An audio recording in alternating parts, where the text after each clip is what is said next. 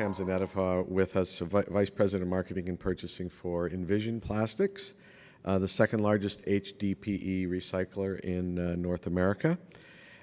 Tamsin has nearly 30 years of experience in the areas of recycling, especially plastics recycling, from implementing a collection programs to running recycling operations for a MRF, to purchasing raw materials for recycling companies and selling resins to plastics recycling firms. She's done consulting for agencies, banks, and potential plastic manufacturers on market conditions, types of supply, and how to evolve and diversify markets for recycled resins. Some of their materials, as you'll hear, are going into food grade, food direct contact materials. And please come on up and tell us. And they're also doing some interesting projects with ocean plastics, which I think you're going to hear a bit about as well. So please welcome Tamsin Ettafagh. Anyway, it's going to be a commercial. I apologize for that. Since I've been bought out by a big corporation, that's all I do now is give commercials on Envision Plastics. But I'm in sales, so that's what I have to do. It's my new job. So Envision is a great leader in technology and in making diversified resins for high-density polyethylene. So I'm going to talk about the EcoPrime today and the ocean bound, but we do, as a subset, we make deodorized resin and we make color-sorted resin, and I've got a sample tray on my table if anyone wants to look at it. We can pass that around. So I'm going to talk a little bit about who we are. Our guiding principles, that's something I got to do now these days. Our recycled resin, it's a value proposition, terms corporate people use, and our EcoPrime resin, which is our food grade, and the ocean-bound plastics, as Robert mentioned. So a little bit about us. Envision started in 2001. There were 3 of us that started it, me, 2 Californians, Masood Rod and Param Yaditsian. We sold the company 3 years ago to Bain Capital, as mentioned by the financial people. We sold to one of those private equity firms and made our little pretty penny. And then we sold again, or we're selling again. It's closing in a couple weeks to Lowe's Corporation, which is a Tisch family corporation. So we're hoping, since it's a family-ran corporation, it's going to be around for a while with that organization. I'm looking forward to the new ownership that's going to grow us. We were originally a company that started by buying Union Carbide's technology, which had the food grade but never commercialized it. And we also bought their color sorting technology. So I'm going to talk a little bit about Union Carbide when I talk about the food grade technology here in a moment. Now, our guiding principles, which is so small, I'm going to have to put my guiding principle glasses on here. They are to act with integrity and compliance. You're going to find out I don't talk about pricing with my competition. To drive value creation for our customers and our shareholders, and of course for ourselves so that we're profitable, but also with our community. And this ocean-bound plastics thing that we're doing is part of that. We're going to hopefully drive value creation to the world with some of the stuff that we're doing. We want to be disciplined entrepreneurs, so we try to bring innovation as employees to our company, and hopefully we bring value to, again, creation to our company by doing that. We try to act with humility in our company, and I think a lot of our customers will tell you we own our mistakes, and we do make mistakes, including not bringing glasses well enough to see my PowerPoint presentation. We do try to focus on our customer. We have great customer service, and then we also like to think of ourselves as a very diversified company, and with that, with the diversity we have in our company, we try to treat people with dignity and respect. And so now I get to show you what those guiding principles are where you can read them. So next, I've heard a lot of talk about the cost of recycled and is it cheaper and things like that. I talked about this yesterday, and I just preempted the speech before I even got up there, and our food grade costs more than virgin resin today. That's today. It doesn't always cost more than virgin, and people go, well, why do people buy it? It's a differentiated product, and it brings value, and customers buy it. I have a few customers that since we've been selling to them, they've grown as much as 4-fold. There's a company that makes those neck rings over bottles, and when you go to Costco and Sam's Club, and it carries 2 bottles together, and they used to always be made with virgin resin up until about 4 or 5 years ago, I think. Sandra, my salesperson who sells to them, is here in the audience. And every time I go visit them, they've added the same amount of space to their building as the first time I went to see them, and now they're adding the fourth amount of space. So they've quadrupled in size since they switched to recycled resin, meaning their customers value that. So, I mean, I know it would be great to compete with virgin all the time, but I think people are about sustainability and about things lasting longer, and there are some people who will pay for that value. But at the same time, I mean, we are trying to do it at the lowest cost to convert, and that comes with technology, and Envision does things like that. And like the color-sorted resin we have on the table, that does bring a cost savings to our customers, and we're not just recyclers of resin, we're recyclers of color, and that brings value to customers. So you've got to have a whole entree of tray and be diversified as possible and bring many things. And when I hear about people going out of business because it's a commodity-grade resin, you're competing with virgin, when I was sitting there listening to all these companies go out of business, I think, first thought, they weren't diversified. They might have been selling black and white because, you know, PET recyclers sell clear PET and green PET. HDP recyclers sell natural HDP and black, and they don't sell compounded HDP like I asked the question of the speaker. Oh, I've been looking to put cellulose in my resin because it would add properties to make my resin better so I could go into a different product. So I would implore people to look at diversifying with recycled resin as being a way of adding and driving value creation. So with that, we have these 4 value creation resins that we sell.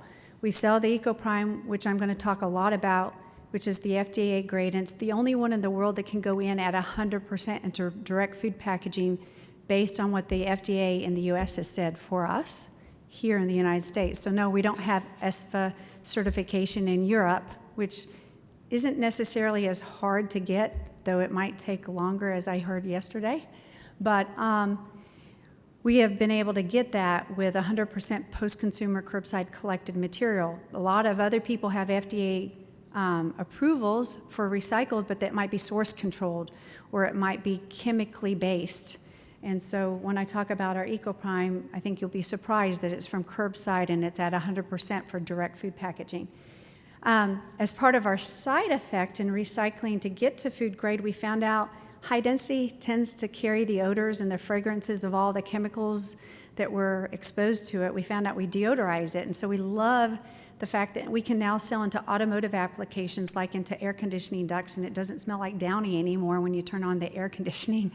So, you know, you heat up the car. I mean, you get into a hot car in the summer and you turn it on, they've used recycled high-density polyethylene. That's what it smells like if it hasn't been deodorized. Well, we have the technology to take the odor out and make it odor-free. So we call that deodorized resin. And the Prisma color sort, like I mentioned, we can sort all the colors. If you buy a Downy bottle from P&G, it has Downy blue in it. So our Downy blue is made from Downy bottles getting sorted out and going back into it. And I heard a gentleman talk about adding technology to his business. He came and heard me talk about color sorting and employed that technology into his own company and is doing color sorting at his company. And I think he was talking about his payback in his company that went fast. That was color sorting that he did, and that's something Envision does. And then I'll talk about the Oceanbound project that we're doing. And many of you who know about Envision knows about ocean plastics that we've done for Parlay and for Method, and even Dell here recently, we did some project with ocean. So I'll talk about that in a minute. Some of the markets we serve, we don't just sell bottle to bottle, even though that's 2/3 of our business is selling bottle to bottle, which is kind of a higher end use. We, in order to be diversified, instead of just making different resins, we sell into a lot of different markets. We sell into toys, we sell into automotive, like I mentioned, we sell into construction, we sell into other packaging like film, we sell into pouches because that's a growing market today. We're trying to sell into the caps that go on top of the bottles. So not just the bottles, so that now in the future the bottles can be all recycled content. And people ask me the question all the time, how are you certified? And yes, we have an SGS certification that says we're 100% post-consumer, and we pay money for that, and they've never stepped foot in our plant. But guess who steps foot in our plants all the time and sees and makes sure and validates? Major consumer product companies do not buy from recyclers without coming and auditing your plant. So I always say, this is my certification. And I'm not scared to show who my customers are because they're not easy to get. So to me, this is my certification. A lot of those customers are hard to get, and they're hard to lose too, because if you're good at it, you'll keep them as customers. So to me, they're my certification. So EcoPrime, one of the things I came here to talk about, FDA grade EcoPrime. It started at Union Carbide, but it only started in the lab. They got the LNO. We bought it in 1997 before they got the LNO, and we said, hey, if you get the LNO, we'll pay extra money for it. So they got the LNO. So it's number 52 on the FDA website. They don't change the name when it changes ownership, so it still says Union Carbide's name. It was all done in, like I said, the laboratory, but it was also done in the flake form. In 2008, when Walmart came along with that scorecard for all the suppliers and said, you're going to reduce the packaging, they said, now this is just our first step. After we get a 5% reduction on packaging, we're going to have more steps like recycled content and recyclability and things like that, which is now called the Walmart scorecard. Supplier playbook, or the Walmart playbook. No one knew what that was going to be, so they started talking to me at the Supplier Value Network back in 2008, and they said, Tamsin, don't you own that IP that Union Carbide had for food grade? Why don't you build it? And I kept saying, if I build it, will you come? Like the Field of Dreams. And I can tell you, they didn't come easy. We built the R&D line in 2008 just to prove to me that this is good technology, because I consulted for RAP in 2003 through 2005. That's a UK organization that helps get recycling off the ground. And I did the plastic section of it. And they really wanted food grade in the UK. And so they funded a big project to go for the closed loop recycling plant there. And when I looked at it, I said, boy, this looks a lot like the technology I read about that we bought. This seems very strange. So I called my partner, Param, and I said, Param, this looks just like our technology that we're not employing, but is that possible? Don't we own patents on it? And he said, well, we didn't pay to protect the patents in Europe. So it could very well be our technology. So when I watched this evolution of this technology, I didn't like it, because not every batch passed FDA approval as far as passing the GC test that they did. They had to run their whole entire production through their vessel to devolatize the material, and then they had to GC and say, okay, this material passed, this didn't. So they had to apply the cost of running their whole production to the cost of everything they sold. And I didn't like that. And I didn't like the thought, what if you didn't test every ounce of plastic that you ran and some of what you sold wasn't really food grade? I didn't like it. So we put an R&D line. We spent $1.6 million. When we played with it, we hired a guy that had HACCP, which is a food safety, how you put your plant together. And he said, I don't understand with all these different size flakes why we're doing it in the flake form. Why don't we do it after you pelletize it? Pellets are very uniform. It'll be a lot easier to work with it. So after we built this R&D vessel and we had tried it in the flake form, we tried it in the pellet form, and it did. It cut our time, our production time, in half. And then the light bulb went off. It's, wow, not only is it cutting our time in half, but we don't have to run everybody's resin through it. We can just run who we sell food grade to, and we don't have to apply that cost to everybody's financial burden, to everybody's resin cost. So it's much more economical for us to run it. Well, at this point in time, you can imagine it's 2008. Now we're moving forward. Okay, are we going to spend the money and build a big commercial line? So we decided, yes, we're going to do it. That was 2011. 1997 was when the original patents were done. We're getting close to running out of our patents. So we decided, let's keep this quiet. We're not going to tell customers how we're doing this and how we made changes. We asked the lawyers who we did the original LNO with, do we have to apply for a new LNO? No, you're not changing how you get to food grade, so you don't have to do that. But you do want to protect your patents, so don't tell anybody what you're doing. So now, I'm not telling anybody all between 2011 and 2016. 2017 is when it's going to run out, which is this year. So 2015, we start to do all the paperwork and we apply for a new patent. And it passed, so I can talk about it now, tell you guys. We now have a new patent. We're protected for 20 years, so I can tell you, if I find out you're doing it in the pellet form, I'm coming after you. So anyway, back to how we got the L&O to begin with.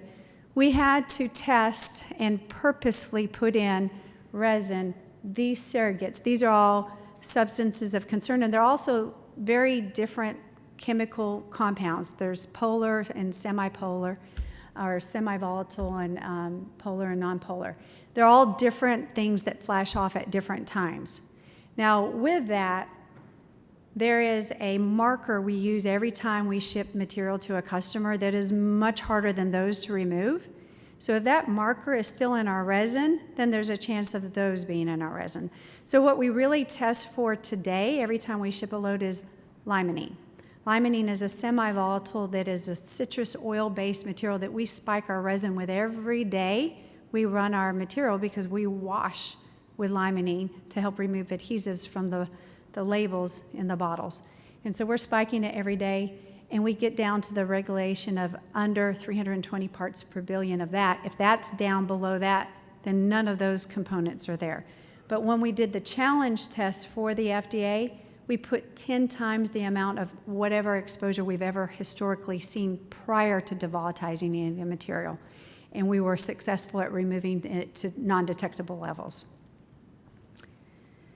So, flash forward to 2013, we're selling our resin. It's going into a yogurt drink that maybe even your kids drink.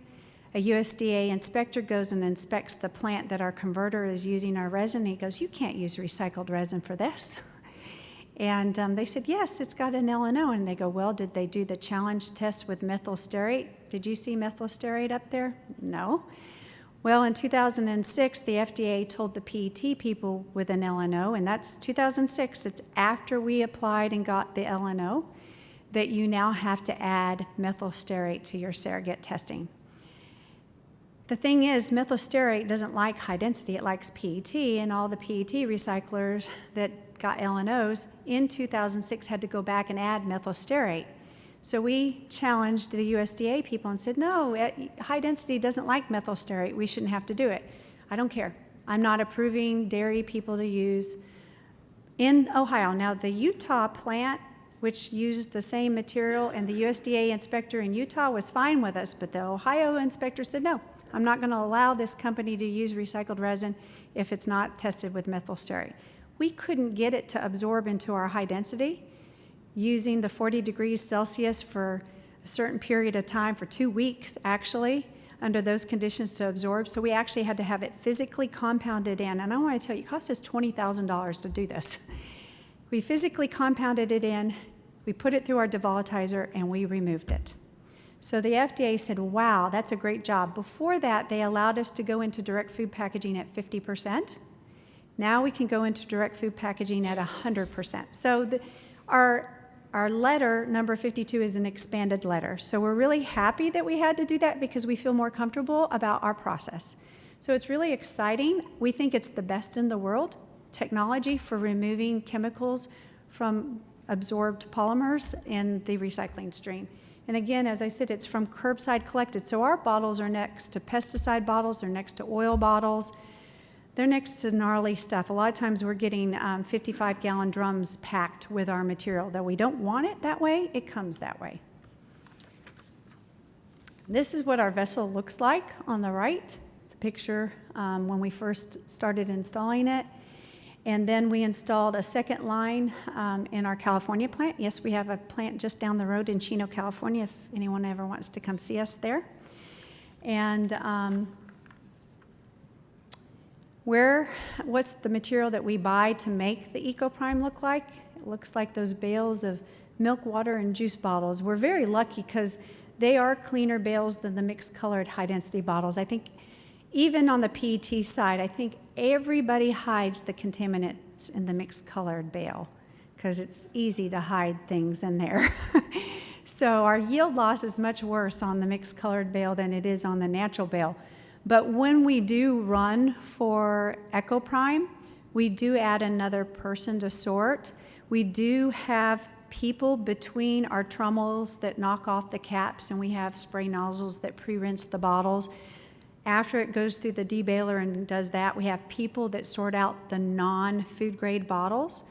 We typically see around 2% non-food grade bottles in these bales. There'll be Joy dish soap. There'll be clear and free detergent bottles that don't add, and that's how they sell it. It's clear and free, and it also doesn't have colorant on the bottle like Tide or Surf.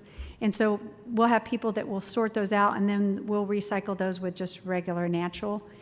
And then any colored bottles they'll pull out, and then any PET, we rebale the PET and sell that off.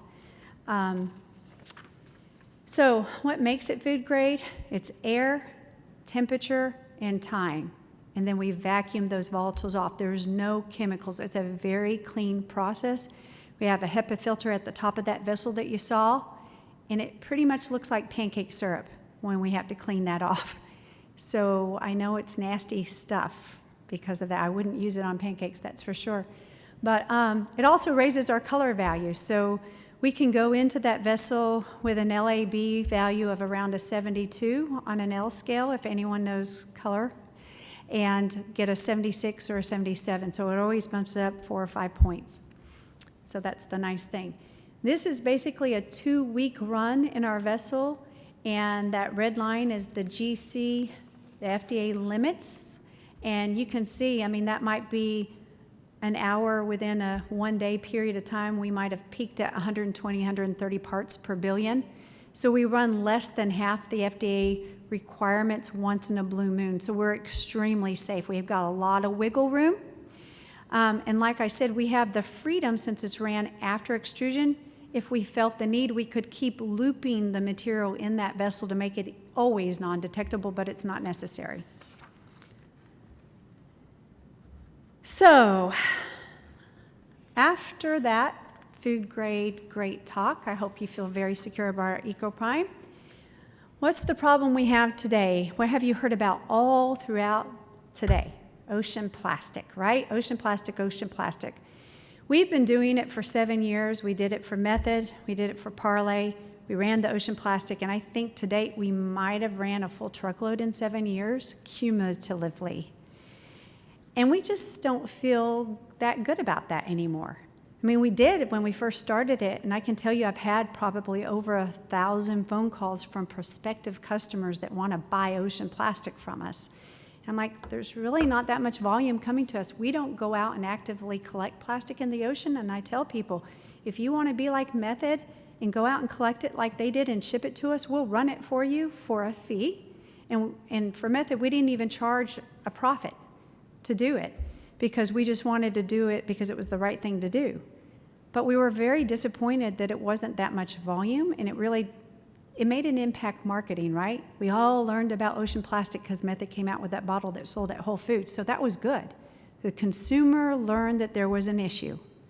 And maybe that was the best thing that could have happened out of that whole thing, but it really didn't make an impact on volume coming out of the ocean. So now there's been a scientific study today, and we've learned the real issue is the plastic getting to the ocean, and how can we stop that?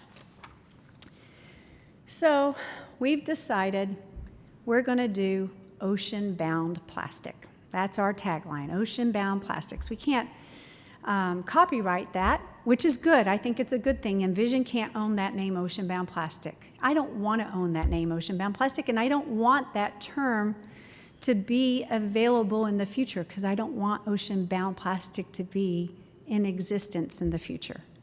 But Envision wants to, as part of the value creation for the community, we want to stop that from happening.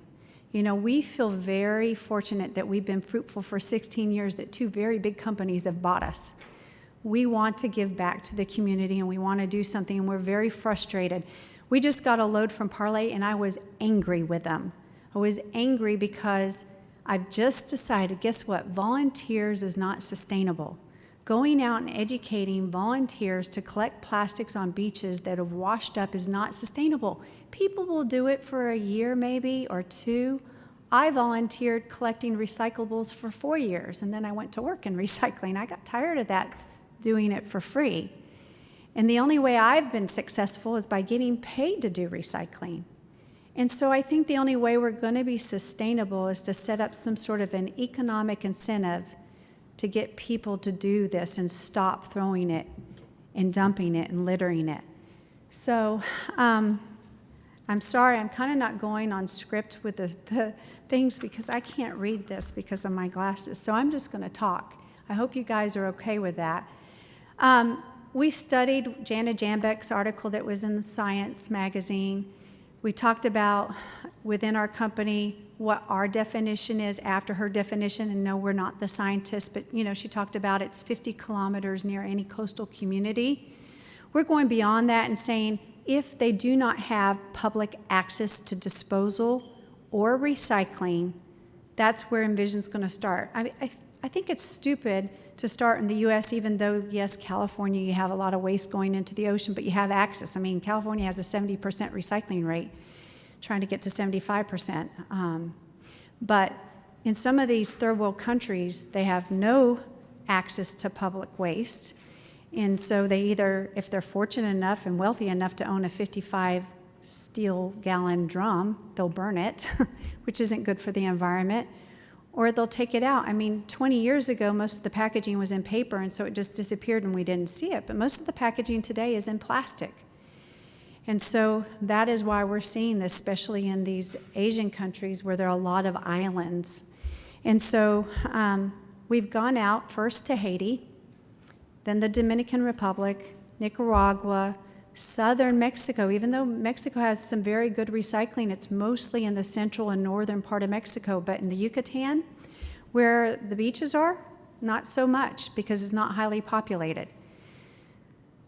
So we kind of feel like if we can use our expertise, our 16 years experience, my 30 years in the business, I've dealt with, like I said, going and starting programs and getting people collecting and educating. If we can teach people to fish, as they say, then you can feed them. That's what we need to do. So what we need to do is go in and start infrastructures with maybe a small business that does something else that can be cooperative, going into a country that might have a baler and saying, hey, can we get you to get into another business? We'll help propagate this business, we'll help fund it, we'll help teach you how to get into the business of collection. Then maybe in the future we won't call it ocean-bound plastic, we'll call them a recycling company. So Envision's made a commitment to recycle 10 million pounds with corporate partners over the next 2 years.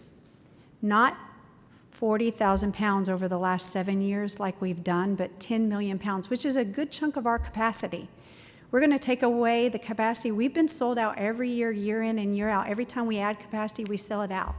We're taking away some of our capacity and committing it to this ocean-bound plastic. Now, I talked about all the diversified techniques that we can do to make our plastic because I think that's a contribute to this ocean-bound plastic and things that we can do. We can color sort it so that we can bring value to the plastic that's collected in these countries by being able to color sort it. We can bring value because so far, like the first load we got from Haiti, the whole plant knew it came from Haiti because it smelled so bad in the plant. So we can devolatize it and take out the odor. We can do things like compounding like we've done. We've done things to make things go into injection grade, like add metallazine to it, so that it can be used in that application. So I think Envision has and employed some technical expertise that just, again, the black and white recycler hasn't done. So that's our mission today, is to create that kind of a circular chain so that hopefully we won't see it ocean-bound in the future. It's ocean-bound today, but it won't be ocean-bound tomorrow. And as I mentioned some of those countries, because I got ahead of myself, these are the kind of the stars on the map. The dots are where we're already at and where we're going to target next. And like I said, it's a slow-moving process. We just started this in August. We're probably up to about 300,000 pounds to date, so we're well on track because it's a slow to start, but now it's got momentum going behind it. I think out of Haiti, we're up to about 120,000 pounds a month. Out of the Dominican Republic, like a truckload a month. So we're really growing that momentum to get up to the 10 million pounds a year. And as I mentioned, the fact that we have the color sorting technology, which we call Prisma, and we have the deodorizing technology, we can make customers interested in using not so great resin that might be great once it's not sitting out along a riverbank or along a beach in the future. So we hope with consumer engagement and our commitment and our customers' commitment, we think there's plenty of availability, which I showed on some of the slides, the volume we perceive that have been written up in some of the science magazines, the versatility that we have at Envision. We can help create a different type of a circular economy with this ocean-bound plastic. And then, why use recycled at all?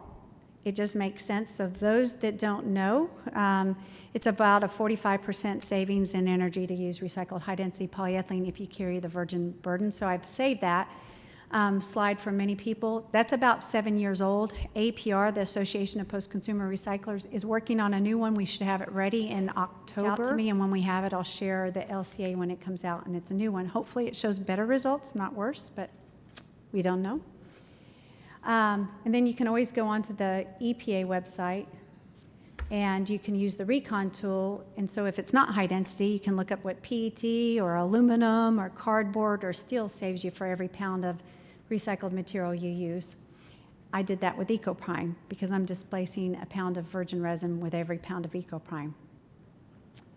And then those consumer product companies that are in the audience today, I always want you to promote packaging that's recyclable within your own company. Request recycled content so that we get pull-through. Request standardization that helps promote recyclability. And that also helps create critical mass, because that's an issue we have, is what can we recycle next? It has to have enough critical mass for us to invest millions of dollars in equipment. And then I heard Ed Kozier's working on resin markers in Europe. I've been preaching this for how long, Allison? Resin markers, resin markers. They're ultraviolet fluorescent markers that machines can see, but us humans can't. So California, if you want to tell people to put resin markers in the resin, then us with color sorting machines can sort it by not just color, but we can sort by resin type, and not just HDP from PET, but we could do like 20 melt from 3 melt. So we could really make pure resins if resin markers were used in the future. And I'm always in favor of consumer product companies having their own EPR so government doesn't make them do it, right? Wouldn't you not like to not have to write legislation because they're doing it on their own independently? It would save you a lot of headaches there, wouldn't it, Jim? So, thank you guys for having me. Again, my great resins and how to get in touch with Envision Plastics. We have a blog, we have a website, we have Facebook, you know, all those great social media things that I'm terrible at keeping up with because I'm old, as they said, 30 years. Tamsin, thank you very much. Thank you so much.